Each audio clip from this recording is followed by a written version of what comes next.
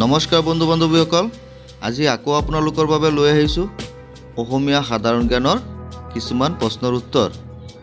নিশ্চয় আপোনালোকে ভিডিঅ'টো চাই ভাল পাব।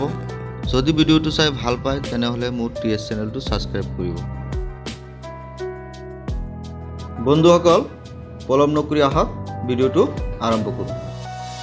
প্ৰশ্ন নং 1, অসমৰ প্ৰথম মহিলা এছিয়াছ কোন আছিল? উত্তৰ সুচিব্ৰতা ৰায়চৌধুৰী।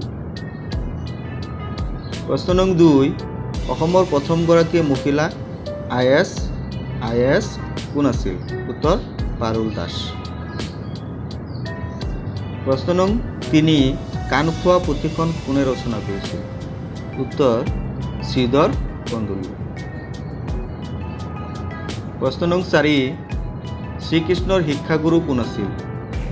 উত্তৰ শান্তিপনী। প্ৰশ্ন নং 5, প্ৰথম অসমীয়া ৰাজ্যপাল কোন আছিল? উত্তৰ বিষ্ণুৰাম মেধি।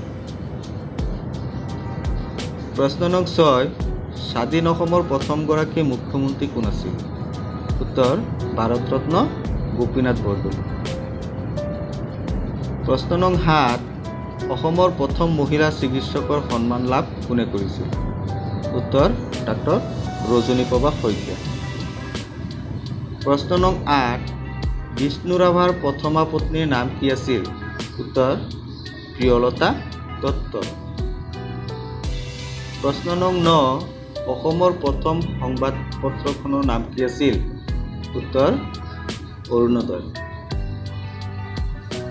প্ৰশ্ন নং 10, অসমীয়া ভাষাৰ প্ৰথম চনেট ৰচয়িতা গৰাকী কোন? উত্তৰ হেমচন্দ্ৰ গোস্বামী।